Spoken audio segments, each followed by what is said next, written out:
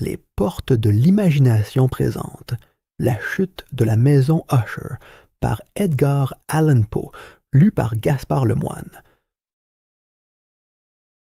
Son cœur est un luth suspendu. Sitôt qu'on le touche, il résonne. De Béranger.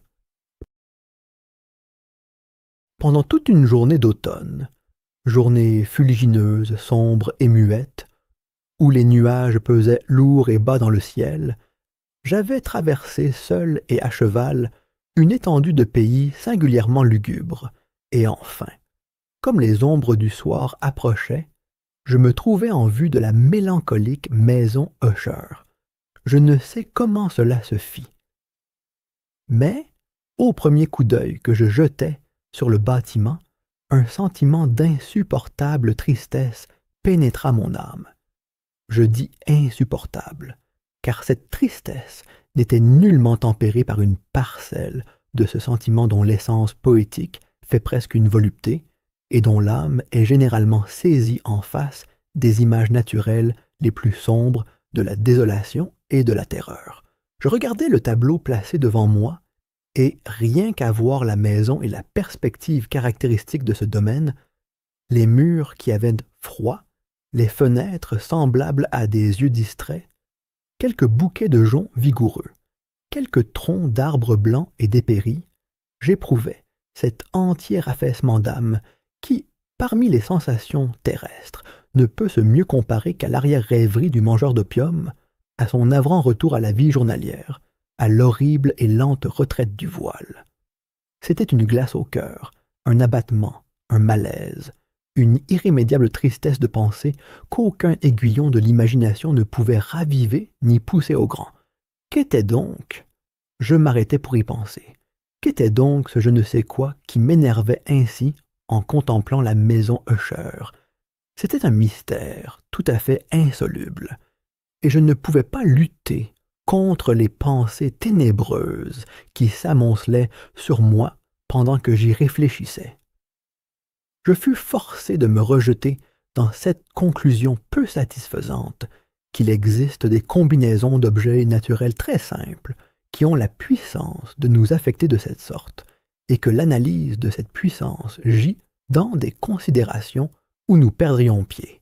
Il était possible, pensais-je, qu'une simple différence dans l'arrangement des matériaux de la décoration, des détails du tableau, suffit pour modifier, pour annihiler peut-être cette puissance d'impression douloureuse.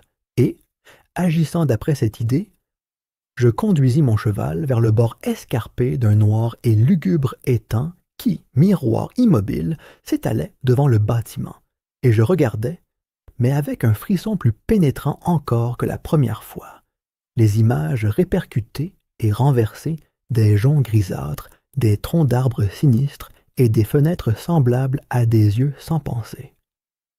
C'était néanmoins dans cet habitacle de mélancolie que je me proposais de séjourner pendant quelques semaines. Son propriétaire, Roderick Usher, avait été l'un de mes bons camarades d'enfance. Mais plusieurs années s'étaient écoulées depuis notre dernière entrevue. Une lettre, cependant, m'était parvenue récemment dans une partie lointaine du pays.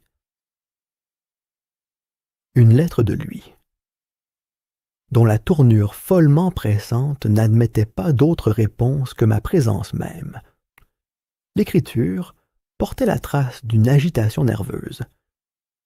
L'auteur de cette lettre me parlait d'une maladie physique aiguë, d'une affection mentale qui l'oppressait, en routement et d'un ardent désir de me voir, comme étant son meilleur et véritablement son seul ami.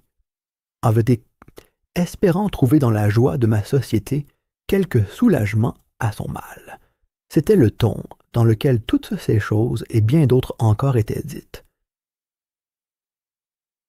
C'était cette ouverture d'un cœur suppliant qui ne me permettait pas l'hésitation. En conséquence, j'obéis immédiatement à ce que je considérais toutefois comme une invitation des plus singulières. Quoique dans notre enfance nous eussions été camarades intimes, en réalité, je ne savais pourtant que fort peu de choses de mon ami. Une réserve excessive avait toujours été dans ses habitudes. Je savais toutefois qu'il appartenait à une famille très ancienne, qui s'était distinguée depuis un temps immémorial par une sensibilité particulière de tempérament. Cette sensibilité s'était déployée, à travers les âges, dans de nombreux ouvrages d'un art supérieur, et s'était manifestée, de vieille date, par les actes répétés d'une charité aussi large que discrète, ainsi que par un amour passionné pour les difficultés, plutôt peut-être que pour les beautés orthodoxes, toujours si facilement reconnaissables, de la science musicale. J'avais appris aussi, ce fait très remarquable, que la souche de la race d'Usher, si glorieusement ancienne qu'elle fût, n'avait jamais, à aucune époque, poussé de la branche durable. En d'autres termes, que la famille entière ne s'était perpétuée qu'en ligne directe, à quelques exceptions près, très insignifiantes et très passagères. C'était cette absence, pensais-je, tout en rêvant au parfait accord entre le caractère des lieux et le caractère proverbial de la race, et en réfléchissant à l'influence que dans une longue suite de siècles on pourrait avoir exercée sur l'autre.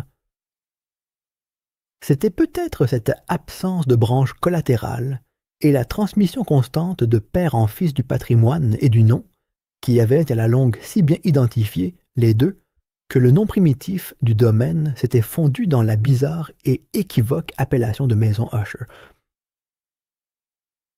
Appellation usitée parmi les paysans et qui semblait, dans leur esprit, enfermer la famille et l'habitation de la famille. J'ai dit que le seul effet de mon expérience quelque peu puérile, c'est-à-dire d'avoir regardé dans les temps, avait été de rendre plus profonde ma première et si singulière impression. Je ne dois pas douter que la conscience de superstition croissante, pourquoi ne la définirais-je pas ainsi, n'ait principalement contribué à accélérer cet accroissement.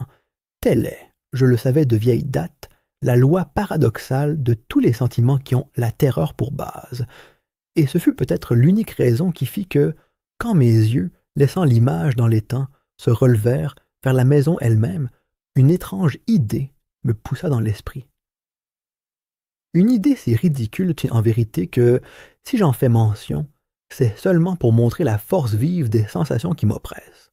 Mon imagination avait si bien travaillé que je croyais réellement qu'autour de l'habitation et du domaine planait une atmosphère qui lui était particulière, ainsi qu'aux environs les plus proches.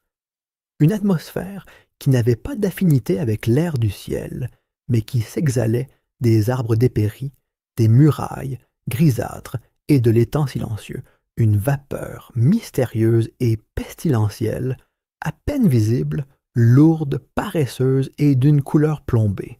Je secouai de mon esprit ce qui ne pouvait être qu'un rêve, et j'examinai avec plus d'attention l'aspect réel du bâtiment. Son caractère dominant semblait être celui d'une excessive antiquité. La décoloration produite par les siècles était grande. De menus fongosités recouvraient toute la face extérieure et la tapissaient, à partir du toit, comme une fine étoffe curieusement brodée. Mais tout cela n'impliquait aucune détérioration extraordinaire.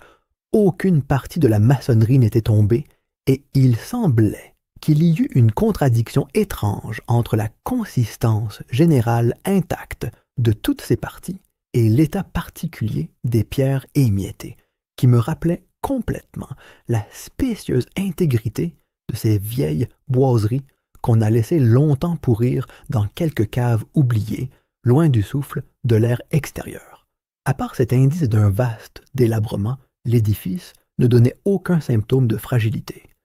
Peut-être l'œil d'un observateur minutieux aurait-il découvert une fissure à peine visible, qui, partant du toit de la façade, se frayait une route en zigzag à travers le mur et allait se perdre dans les eaux funestes de l'étang. Tout en remarquant ces détails, je suivis à cheval une courte chaussée qui me menait à la maison. Un valet de chambre prit mon cheval et j'entrai sous la voûte gothique du vestibule. Un domestique, au pas furtif, me conduisit en silence à travers maints passages obscurs et compliqués vers le cabinet de son maître. Bien des choses, côte cause, que je rencontrai dans cette promenade contribuèrent, je ne sais comment, à renforcer les sensations vagues dont j'ai déjà parlé. Les objets qui m'entouraient donc, les sculptures des plafonds, les sombres tapisseries des murs, la noirceur d'ébène des parquets et les fantasmagoriques trophées armoriaux qui bruissaient, ébranlés par ma marche précipitée, étaient chose bien connue de moi. Mon enfance avait été accoutumée à des spectacles analogues. Et quoique je les reconnusse sans hésitation pour des choses qui m'étaient familières, j'admirais quelles pensées insolites ces images ordinaires évoquaient en moi. Sur l'un des escaliers, je rencontrai le médecin de la famille. Sa physionomie, à ce qu'il me sembla, portait une expression mêlée de malignité basse et de perplexité. Il me croisa précipitamment et passa. Le domestique ouvrit alors une porte et m'introduisit en présence de son maître. La chambre dans laquelle je me trouvais était très grande et très haute. Les fenêtres, longues, étroites, et à une telle distance du noir plancher de chêne qu'il était absolument impossible d'y atteindre. De faibles rayons d'une lumière cramoisie se frayaient un chemin à travers les carreaux treillissés et rendaient suffisamment distincts les principaux objets environnants. L'œil, néanmoins, s'efforçait en vain d'atteindre les angles lointains de la chambre ou les enfoncements du plafond arrondi en voûte et sculpté. De sombres draperies tapissèrent les murs. L'ameublement général était extravagant, incommode, antique et délabré. Une masse de livres et d'instruments de musique gisait éparpillés çà et là, mais ne suffisait pas à donner une vitalité quelconque au tableau. Je sentais que je respirais une atmosphère de chagrin. Un air de mélancolie âpre, profonde, incurable, planait sur tout et pénétrait tout. À mon entrée, Usher se leva d'un canapé sur lequel il était couché tout de son long et m'accueillit avec une chaleureuse vivacité qui ressemblait fort, telle fut du moins ma première pensée, à une cordialité emphatique, à l'effort d'un homme du monde ennuyé qui obéit à une circonstance. Néanmoins, un coup d'œil jeté sur sa physionomie me convainquit de sa parfaite sincérité. Nous nous assîmes, et pendant quelques moments, comme il restait muet, je le contemplais avec un sentiment moitié de pitié et moitié d'effroi. À coup sûr, jamais homme n'avait aussi terriblement changé et en aussi peu de temps que Roderick Usher. Ce n'était qu'avec peine que je pouvais consentir à admettre l'identité de l'homme placé en face de moi avec le compagnon de mes premières années. Le caractère de sa physionomie avait toujours été remarquable. Un teint cadavéreux, un œil large, liquide et lumineux au-delà de toute comparaison, des lèvres un peu minces et très pâles, mais d'une courbe merveilleusement belle, un nez d'un moule hébraïque, très délicat, mais d'une ampleur de narine qui s'accorde rarement avec une pareille forme, de Mava en mont, un menton d'un modèle charmant, mais qui, par un manque de saillie, trahissait un manque d'énergie morale, des cheveux d'une douceur et d'une ténuité plus qu'arachnéenne. Tous ces traits, auxquels il faut ajouter un développement frontal excessif, lui faisaient une physionomie qu'il n'était pas facile d'oublier. Mais actuellement, dans la simple exagération du caractère de cette figure et de l'expression qu'elle présentait habituellement, il y avait un tel changement que je doutais de l'homme à qui je parlais. La pâleur maintenant spectrale de la peau et l'éclat maintenant miraculeux de l'œil me saisissaient particulièrement et même m'épouvantaient. Puis il avait laissé croître indéfiniment ses cheveux sans s'en apercevoir, et comme cet étrange tourbillon aranéeux flottait plutôt qu'il ne tombait autour de sa face, je ne pouvais, même avec de la bonne volonté, trouver dans leur étonnant style arabesque rien qui rappelât la simple humanité.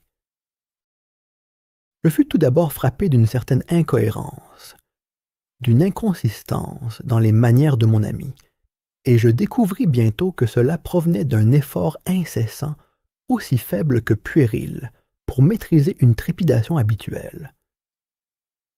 Une excessive agitation nerveuse.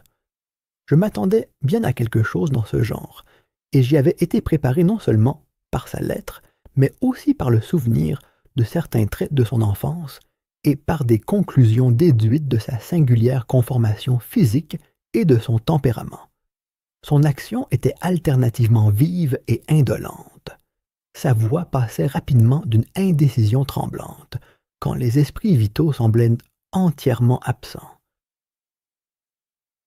à cette espèce de brièveté énergique, à cette énonciation abrupte, solide, posée et sonnant le creux, à ce parler guttural et rude, parfaitement balancé et modulé, qu'on peut observer chez le parfait ivrogne ou l'incorrigible mangeur d'opium pendant les périodes de leur plus intense excitation. Ce fut dans ce ton qu'il parla de l'objet de ma visite, de son ardent désir de me voir et de la consolation qu'il attendait de moi.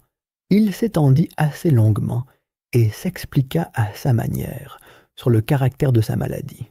C'était, disait-il, un mal de famille, un mal constitutionnel, un mal pour lequel il désespérait de trouver un remède, une simple affection nerveuse, ajouta-t-il immédiatement, dont sans doute il serait bientôt délivré. Elle se manifestait par une foule de sensations extranaturelles. Quelques-unes, pendant qu'il me les décrivait, m'intéressèrent et me confondirent. Il se peut cependant que les termes et le ton de son débit y m'a inquiété pour beaucoup. Il souffrait vivement d'une acuité morbide des sens. Les aliments les plus simples étaient pour lui les seuls tolérables. Il ne pouvait porter en fait de vêtements que certains tissus. Toutes les odeurs de fleurs le suffoquaient. Une lumière, même faible, lui torturait les yeux. Et il n'y avait que quelques sons particuliers, c'est-à-dire ceux des instruments à cordes, qui ne lui inspirassent pas d'horreur. Je vis qu'il était l'esclave subjugué d'une espèce de terreur, tout à fait anormale. « Je mourrai, dit-il. Il faut que je meure de cette déplorable folie. C'est ainsi, et non pas autrement, que je périrai. Je redoute les événements à venir, non en eux-mêmes, mais dans leurs résultats. Je frissonne à la pensée d'un incident quelconque, du genre le plus vulgaire, qui peut opérer sur cette intolérable agitation de mon âme. Je n'ai vraiment pas horreur du danger, excepté dans son effet positif, la terreur. Dans cet état d'énervation, état pitoyable, je sens que tôt ou tard, le moment viendra où la vie et la raison m'abandonneront à la fois dans quelque lutte inégale avec le sinistre fantôme, la peur. J'appris aussi, par intervalles, et par des confidences hachées, des demi-mots et des sous-entendus, une autre particularité de sa situation morale. Il était dominé par certaines impressions superstitieuses relatives au manoir qu'il habitait, et d'où il n'avait pas osé sortir depuis plusieurs années, relatives d'amener à une influence dont il traduisait la force supposée en des termes trop ténébreux pour être rapportés ici, une influence que quelques particularités dans la forme même et dans la matière du manoir héréditaire avaient, par l'usage de la souffrance, disait-il, imprimé sur son esprit, un effet que le physique des murs gris, des tourelles et de l'étang trop noirâtre où se mirait tout le bâtiment avait à la longue créé sur le moral de son existence. Il admettait toutefois, mais non sans hésitation, qu'une bonne part de la mélancolie singulière dont il était affligé pouvait être attribuée à une origine plus naturelle et beaucoup plus positive, à la maladie cruelle et déjà ancienne, enfin, à la mort évidemment prochaine d'une sœur tendrement aimée, sa seule société depuis de longues années, sa dernière et sa seule parente sur la terre. Sa mort, dit-il avec une amertume que je n'oublierai jamais, me laissera moi, le frêle et le désespéré, dernier de l'antique race des Usher. Pendant qu'il parlait, Lady Madeline, c'est ainsi qu'elle se nommait, passa lentement dans une partie reculée de la chambre et disparut sans avoir pris garde à ma présence. Je la regardais avec un immense étonnement, où se mêlait quelque terreur, mais il me sembla impossible de me rendre compte de mes sentiments.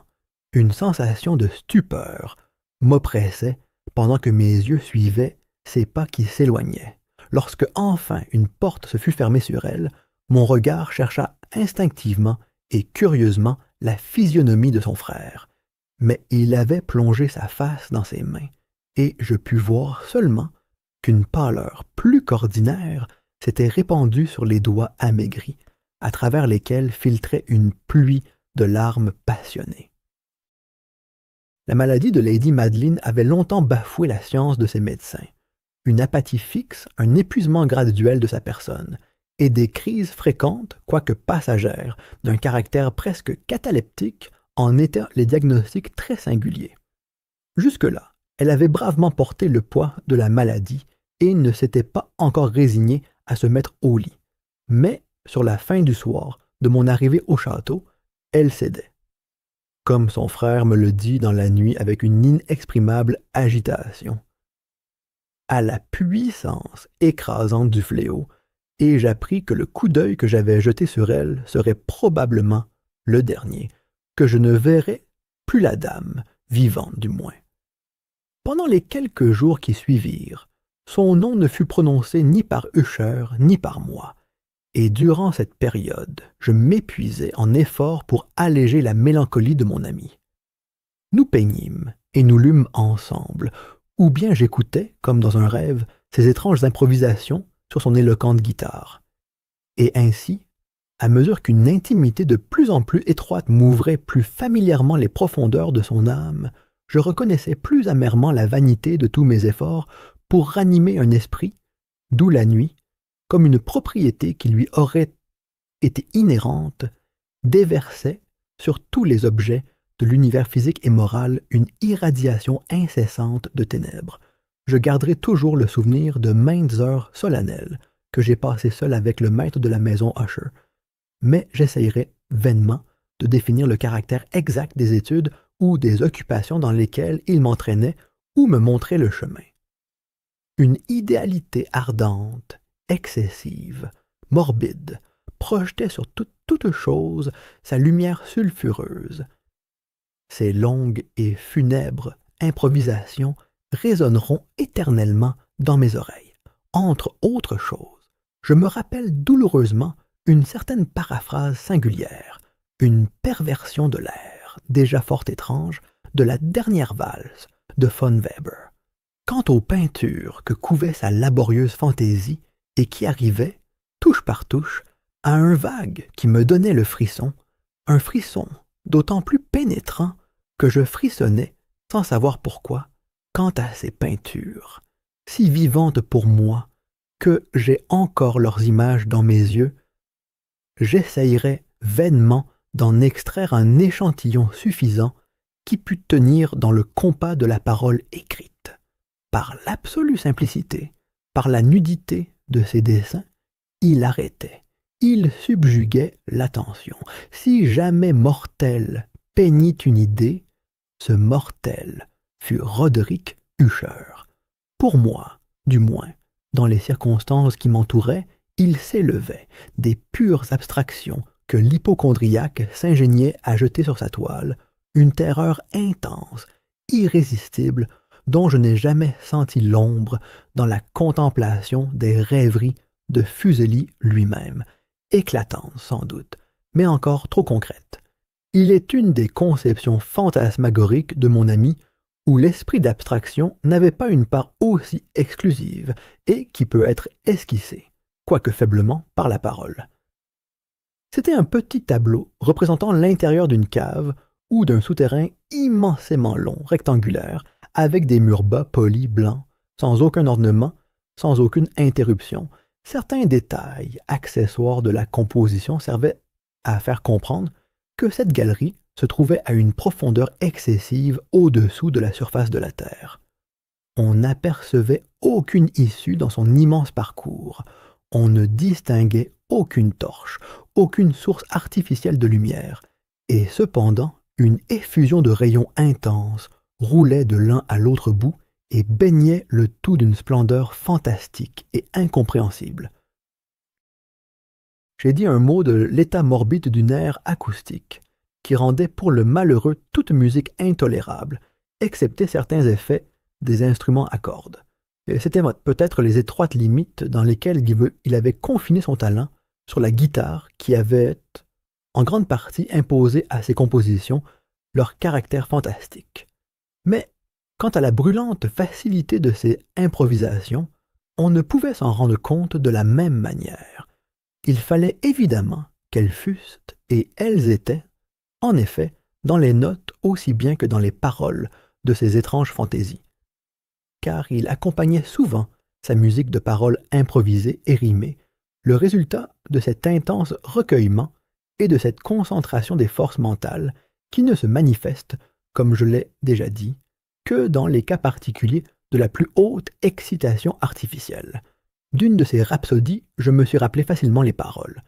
Peut-être m'impressionna-t-elle plus fortement quand il me la montra, parce que, dans le sens intérieur et mystérieux de l'œuvre, je découvris pour la première fois qu'Usher avait pleine conscience de son état, qu'il sentait que sa sublime raison chancelait sur son trône. Ces vers, qui avaient pris pour titre Le Palais hanté, étaient, à très peu de choses près, tels que je les cite, dans la plus verte de nos vallées, par les bons anges habités, autrefois un beau et majestueux palais, un rayonnant palais, dressait son front. C'était dans le domaine du monarque pensé, c'était là qu'il s'élevait. Jamais Séraphin ne déploya son aile sur un édifice à moitié aussi beau. Des bannières blondes, superbes, dorées, à son dôme flottaient qui ondulaient. C'était tout cela, c'était dans le vieux, dans le très vieux temps. Et, à chaque douce brise qui se jouait dans ces suaves journées, le long des remparts chevelus et pâles s'échappait un parfum ailé.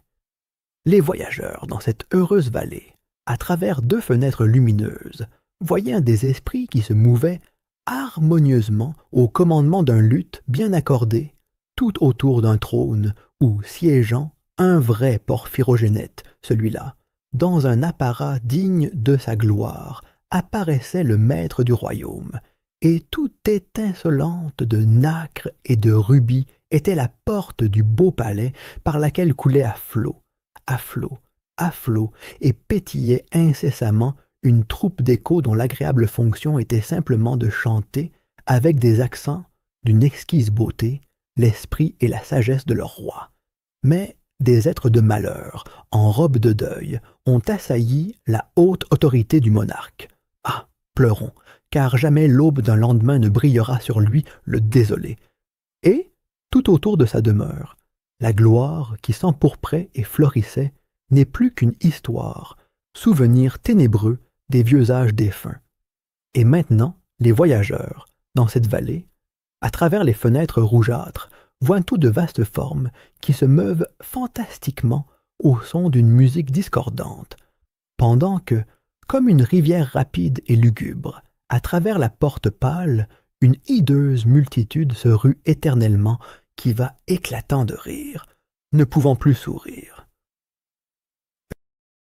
Et me rappelle fort bien que les inspirations naissant de cette ballade nous jetèrent dans un courant d'idées au milieu duquel se manifesta une opinion d'Usher que je cite, non pas tant en raison de sa nouveauté, car d'autres hommes ont pensé de même, qu'à cause de l'opiniâtreté avec laquelle il la soutenait.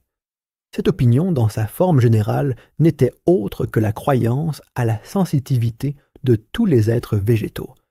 Mais, dans son imagination déréglée, l'idée avait pris un caractère encore plus audacieux et qui empiétait, dans de certaines conditions, jusque sur le règne inorganique. Les mots me manquent pour exprimer toute l'étendue, tout le sérieux, tout l'abandon de sa foi. Cette croyance, toutefois, se rattachait, comme je l'ai déjà donné à entendre, aux pierres grises du manoir de ses ancêtres. Ici, les conditions de sensitivité étaient remplies à ce qu'il imaginait, par la méthode qui avait présidé à la construction, par la disposition respective des pierres, aussi bien que de toutes les fongosités dont elles s'étaient revêtues et des arbres ruinés qui s'élevaient alentour, mais surtout par l'immutabilité de cet arrangement et par sa répercussion dans les eaux dormantes de l'étang. La preuve de cette sensitivité se faisait voir, disait-il, et je l'écoutais alors avec inquiétude, dans la condensation graduelle, mais positive, au-dessus des eaux, autour des murs, d'une atmosphère qui leur était propre. Le résultat, ajoutait-il, se déclarait dans cette influence muette, mais importune et terrible, qui depuis des siècles avait pour ainsi dire moulé les destinées de sa famille, et qui le faisait, lui, tel que je le voyais maintenant, tel qu'il était. De pareilles opinions n'ont pas besoin de commentaires, et je n'en ferai pas. Nos livres, les livres qui depuis des années constituèrent une grande partie de l'existence spirituelle du malade, étaient, comme on le suppose bien, en accord parfait avec ce caractère de visionnaire. Nous analysions ensemble des ouvrages tels que le Ver vert et la Chartreuse, de Gresset, le Belphégor, de Machiavel, les merveilles du ciel et de l'enfer, de Swedenborg, le voyage souterrain de Nicolas Klim par Holberg, la chiromancie de Robert Fludd, de Jean d'Indaginé et de la Chambre, le voyage dans le bleu de Tieck et la cité du soleil de Campanella. Un de ses volumes favoris était une petite édition in octavo du Directorium Inquisitorium par le dominicain Aymeric de Gironne. Et il y avait des passages dans Pomponius Mela à propos des anciens satyres africains et des Égypans sur lesquels Usher rêvassait pendant des heures. Il faisait néanmoins ses principales délices de la lecture d'un in-quarto gothique excessivement rare et curieux. Le manuel d'une église oubliée, les Vigiliae Mortuorum Secundum Chorum Ecclesiae Maguntine. Je songeais malgré moi à l'étrange rituel contenu dans ce livre et à son influence probable sur l'hypocondriaque, quand un soir, m'ayant informé brusquement que Lady Madeleine n'existait plus, il annonça l'intention de conserver le corps pendant une quinzaine, en attendant l'enterrement définitif dans un des nombreux caveaux situés sous les gros murs du château. La raison humaine qu'il donnait de cette singulière manière d'agir était une de ces raisons que je ne me sentais pas le droit de contredire.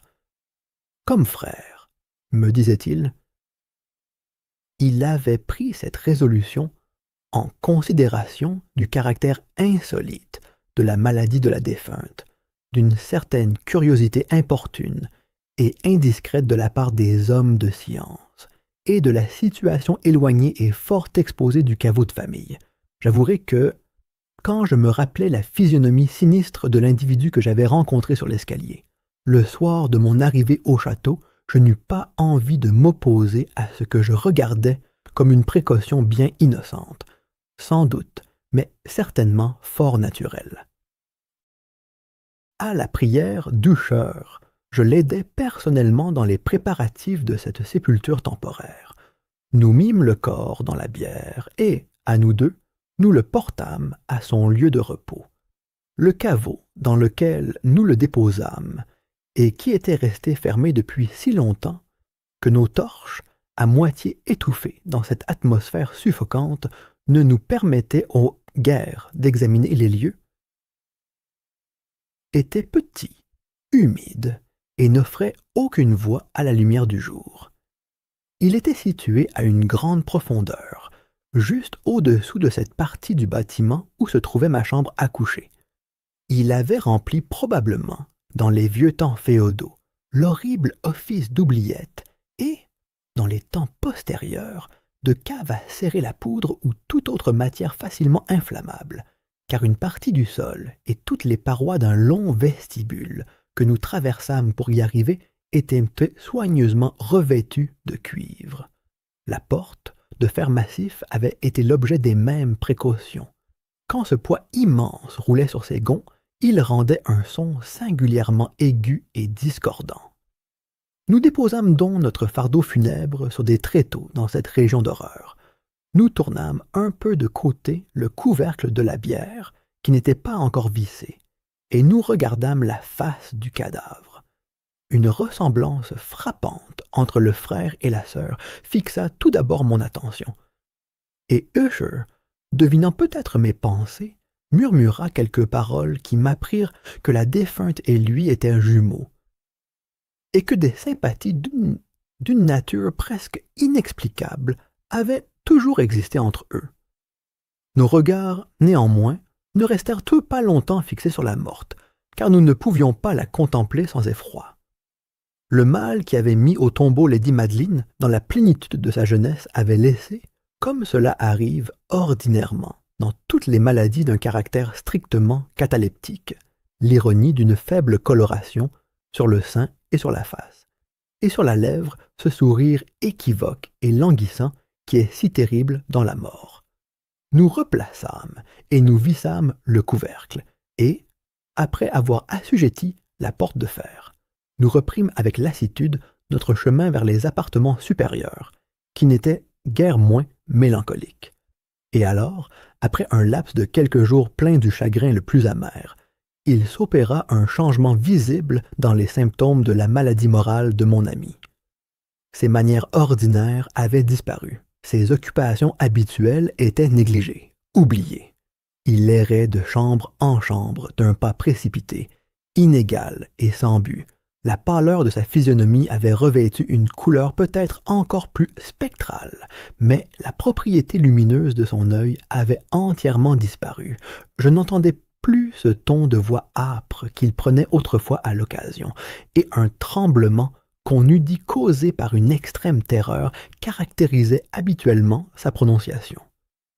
Il m'arrivait quelquefois, en vérité, de me figurer que son esprit, incessamment agité, était travaillé par quelque suffocant secret, et qu'il ne pouvait trouver le courage nécessaire pour le révéler.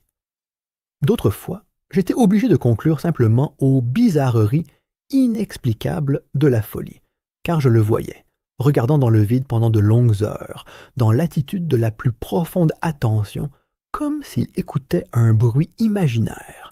Il ne faut pas s'étonner que son état m'effraya, qu'il m'infecta même.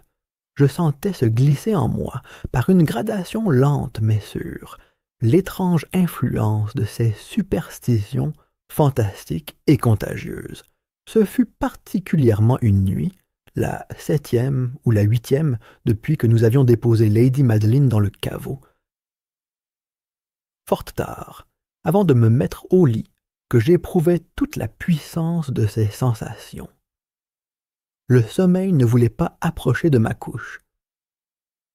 Les heures, une à une, tombaient toujours. Je m'efforçais de raisonner l'agitation nerveuse qui me dominait. J'essayais de me persuader que je devais ce que j'éprouvais en partie, sinon absolument, à l'influence prestigieuse du mélancolique ameublement de la chambre, des sombres draperies déchirées qui, tourmentées par le souffle d'un orage naissant, vacillaient çà et là sur les murs comme par accès et bruissaient douloureusement autour des ornements du lit. Mais mes efforts furent vains. Une insurmontable terreur pénétra graduellement tout mon être, et à la longue une angoisse sans motif, un vrai cauchemar, vint s'asseoir sur mon cœur. Je respirai violemment, je fis un effort, je parvins à le secouer, et me soulevant sur les oreillers et plongeant ardemment mon regard dans l'épaisse obscurité de la chambre, je prêtai l'oreille. Je ne saurais dire pourquoi, si ce n'est que j'y fus poussé par une force instinctive, à certains sons bas et vagues qui partaient je ne sais d'où, et qui m'arrivaient à de longs intervalles, à travers les accalmies de la tempête.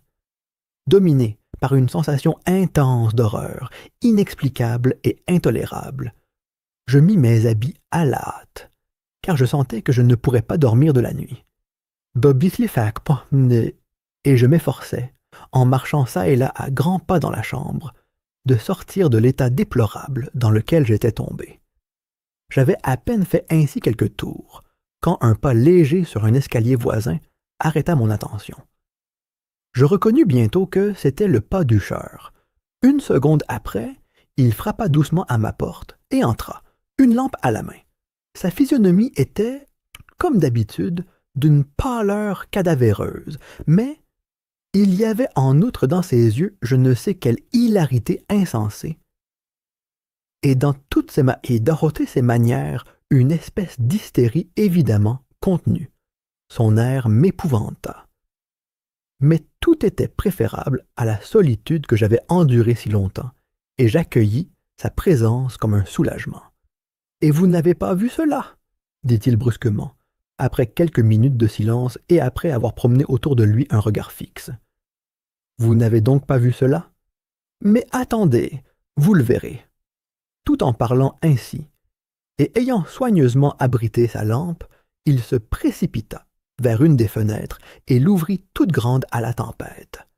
L'impétueuse furie de la rafale nous enleva presque du sol. C'était vraiment une nuit d'orage affreusement belle, une nuit unique et étrange dans son horreur et sa beauté.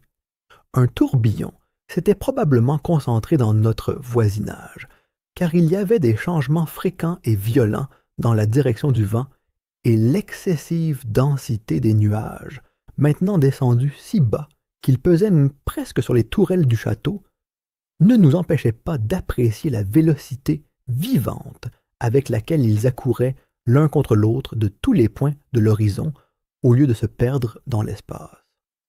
Leur excessive densité ne nous empêchait pas de voir ce phénomène. Pourtant, nous n'apercevions pas un brin de lune ni d'étoile et aucun éclair ne projetait sa lueur. Mais les surfaces inférieures de ces vastes masses de vapeur chaotées, aussi bien que tous les objets terrestres situés dans notre étroit horizon, réfléchissaient la clarté surnaturelle d'une exhalaison gazeuse qui pesait sur la maison et l'enveloppait dans un linceul presque lumineux et distinctement visible. « Vous ne devez pas voir cela! Vous ne contemplerez pas cela! » dis-je en frissonnant à Usher, et je le ramenai avec une douce violence de la fenêtre vers un fauteuil. Ces spectacles qui vous mettent hors de vous sont des phénomènes purement électriques et fort ordinaires, ou peut-être tirent-ils leur funeste origine des miasmes fétides de l'étang. Fermons cette fenêtre. L'air est glacé et dangereux pour votre constitution. Voici un de vos romans favoris. Je lirai et vous écouterez. Dole Dio. Et nous passerons ainsi cette terrible nuit ensemble. L'antique bouquin sur lequel j'avais mis la main était le Mad Trist de Sir Launcelot Canning, mais je l'avais décoré du titre de livre favori d'Usher par plaisanterie. Triste plaisanterie, car en vérité, dans sa niaise et baroque prolixité, il n'y avait pas grande pâture pour la haute spiritualité de mon ami.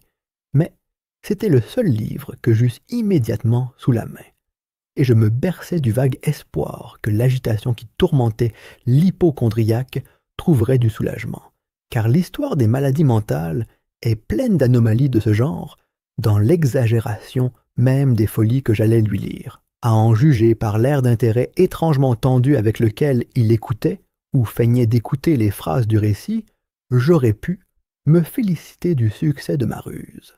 J'étais arrivé à cette partie si connue de l'histoire où Ethelred, le héros du livre, ayant en vain cherché à entrer à l'amiable dans la demeure d'un ermite, se met en devoir de s'introduire par la force.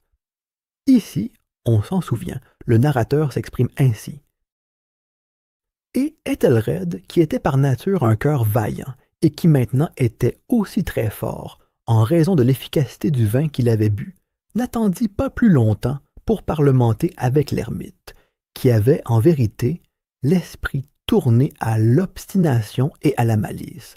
Mais, sentant la pluie sur ses épaules et craignant l'explosion de la tempête, il leva bel et bien sa massue, et avec quelques coups, fraya bien vite un chemin à travers les planches entanches de la porte, à sa main gantée de fer, et, tirant avec sa main vigoureusement à lui, il fit craquer et se fendre et sauter le tout en morceaux, si bien que le bruit du bois sec et sonnant, le creux, porta l'alarme et fut répercuté d'un bout à l'autre de la forêt. À la fin de cette phrase, je tressaillis et je fis une pause, car il m'avait semblé, mais je conclus bien vite à une illusion de mon imagination. Il m'avait semblé que d'une partie très reculée du manoir était venu confusément à mon oreille un bruit qu'on eût dit, à cause de son exacte analogie, l'écho étouffé, amorti, de ce bruit de craquement et d'arrachement si précieusement décrit par Sir Lancelot. Évidemment, c'était la coïncidence seule qui avait arrêté mon attention, car, parmi le claquement des châssis des fenêtres et tous les bruits confus de la tempête toujours croissante, le son en lui-même n'avait rien vraiment qui pût m'intriguer ou me troubler. Je continuai le récit. Mais Ethelred, le solide champion, passant alors la porte, fut grandement furieux et émerveillé de n'apercevoir aucune trace du malicieux ermite, mais, en son lieu et place, un dragon d'une apparence monstrueuse et écailleuse, avec une langue de feu, qui se tenait en sentinelle devant un palais d'or, dont le plancher était d'argent, et sur le mur était suspendu un bouclier d'airain brillant, avec cette légende gravée dessus: celui-là qui entre ici a été le vainqueur, celui-là qui tue le dragon, il aura gagné le bouclier. Et Ethelred leva sa massue et frappa sur la tête du dragon, qui tomba devant lui et rendit son souffle empesté avec un rugissement si épouvantable, si âpre et si perçant à la fois, qu'Ethelred fut obligé de se boucher les oreilles avec ses mains pour se garantir de ce bruit terrible, tel qu'il n'en avait jamais entendu de semblable. Ici, je fis brusquement une nouvelle pause, et cette fois avec un sentiment de violent étonnement. Car il n'y avait pas lieu à douter que je n'eusse réellement entendu, dans quelle direction, il m'était impossible de le deviner, un son affaibli, et comme lointain, mais âpre, prolongé, singulièrement perçant et grinçant, l'exacte contrepartie du cri surnaturel du dragon décrit par le romancier et tel que mon imagination se l'était déjà figuré. Oppressé, comme je l'étais évidemment lors de cette seconde et très extraordinaire coïncidence, par 1000 sensations contradictoires, parmi lesquelles dominaient un étonnement et une frayeur extrême, je gardais néanmoins assez de présence d'esprit pour éviter d'exciter par une observation quelconque la sensibilité nerveuse de mon camarade. Je n'étais pas du tout sûr qu'il eût remarqué les bruits en question, quoique bien certainement une étrange altération se fût depuis ces dernières minutes manifestée dans son maintien. De sa position primitive, juste vis-à-vis de moi, il avait peu à peu tourné son fauteuil, de manière à se trouver assis la face tournée vers la porte de la chambre, en sorte que je ne pouvais pas voir ses traits d'ensemble, quoique je m'aperçusse bien que ses lèvres tremblaient comme si elles murmuraient quelque chose d'insaisissable. Sa tête était tombée sur sa poitrine. Cependant, je savais qu'il n'était pas endormi. L'œil que j'entrevoyais de profil était béant et fixe. D'ailleurs, le mouvement de son corps contredisait aussi cette idée, car il se balançait d'un côté à l'autre avec un mouvement très doux, mais constant et uniforme. Je remarquai rapidement tout cela, et je repris le récit de Sir Lancelot, qui continuait ainsi. Et maintenant, le brave champion, ayant échappé à la terrible furie du dragon, se souvenant du bouclier d'airain, et que l'enchantement qui était dessus était rompu, écarta le cadavre de devant son chemin et s'avança courageusement sur le pavé d'argent du château, vers l'endroit du mur où pendait le bouclier, lequel, en vérité, n'attendit pas qu'il fût arrivé tout auprès, mais tomba à ses pieds sur le pavé d'argent avec un puissant et terrible retentissement. À peine ces dernières syllabes avaient-elles fui mes lèvres, que, comme si un bouclier d'airain était pesamment tombé, en ce moment même, sur un plancher d'argent, j'en entendis l'écho distinct, profond, métallique, retentissant, mais comme assourdi. J'étais complètement énervé. Je sautais sur mes pieds, mais Usher n'avait pas interrompu son balancement régulier. Je me précipitai vers le fauteuil, où il était toujours assis. Ses yeux étaient braqués droit devant lui, et toute sa physionomie était tendue par une rigidité de pierre. Mais, quand je posai la main sur son épaule, un violent frisson parcourut tout son être.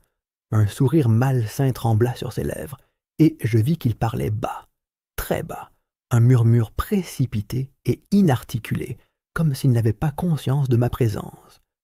Je me penchai tout à fait contre lui, et enfin, je dévorai l'horrible signification de ses paroles. Vous n'entendez pas? Moi j'entends, et j'ai entendu pendant longtemps. Longtemps, bien des minutes, bien des heures, bien des jours, j'ai entendu. Mais je n'osais pas. Oh, pitié pour moi, misérable infortuné que je suis. Je n'osais pas parler. Nous l'avons mise vivante dans la tombe. Ne vous ai-je pas dit que mes sangs étaient très fins? Je vous dis maintenant que j'ai entendu ces premiers faibles mouvements dans le fond de la bière. Je les ai entendus il y a déjà bien des jours, mais je n'osais pas parler. Et maintenant, cette nuit, est-elle raide? Ah, ah, la porte de l'ermite enfoncée, et le râle du dragon, et le retentissement du bouclier. Dites plutôt le bruit de sa bière, et le grincement des gonds de fer de sa prison, et son affreuse lutte dans le vestibule de cuivre. Oh, où fuir? Ne sera-t-elle pas ici tout à l'heure? N'arrive-t-elle pas pour me reprocher ma précipitation? N'ai-je pas entendu son pas sur l'escalier? Est-ce que je ne distingue pas l'horrible et lourd battement de son cœur? Insensé. Ici, il se dressa furieusement sur ses pieds et hurla ces syllabes, comme si dans cet effort suprême il rendait son âme. Insensé. Je vous dis qu'elle est maintenant derrière la porte. À l'instant même, comme si l'énergie surhumaine de sa parole eût acquis la toute-puissance d'un charme, les vastes et antiques panneaux que désignait Usher entr'ouvrirent lentement leurs lourdes mâchoires d'ébène. C'était l'œuvre d'un furieux coup de vent, mais derrière cette porte se tenait alors la haute figure de Lady Madeline Usher, enveloppée de son suaire. Il y avait du sang sur ses vêtements blancs, et toute sa personne amaigrie portait les traces évidentes de quelque horrible lutte. Pendant un moment, elle resta tremblante et vacillante sur le seuil. Puis, avec un cri plaintif et profond, elle tomba lourdement en avant sur son frère, et, dans sa violente et définitive agonie, elle l'entraîna à terre, cadavre maintenant, et victime de ses terreurs anticipées. Je m'enfuis de cette chambre et de ce manoir, frappé d'horreur. La tempête était encore dans toute sa rage quand je franchissais la vieille avenue. Tout d'un coup, une lumière étrange se projeta sur la route et je me retournai pour voir d'où pouvait jaillir une lueur si singulière, car je n'avais derrière moi que le vaste château, avec toutes ses ombres. Le rayonnement provenait de la pleine lune, qui se couchait, rouge de sang, et maintenant brillait vivement à travers cette fissure à peine visible naguère, qui, comme je l'ai dit, parcourait en zigzag le bâtiment depuis le toit jusqu'à la base. Pendant que je regardais, cette fissure s'élargit rapidement. Volapük 2, il survint une reprise de vent, un tourbillon furieux, le disque entier de la planète éclata tout à coup à ma vue. La tête me tourna quand je vis les puissantes murailles s'écrouler en deux. Il se fit un bruit prolongé, un fracas tumultueux comme la voix de 1000 cataractes. Et l'étang profond et croupi placé à mes pieds se referma tristement et silencieusement sur les ruines de la maison Usher. Merci beaucoup d'avoir écouté ce livre audio. Si cette histoire vous a plu, n'hésitez pas à laisser un like, vous abonner et explorer notre chaîne pour découvrir d'autres récits captivants. À bientôt pour une nouvelle aventure.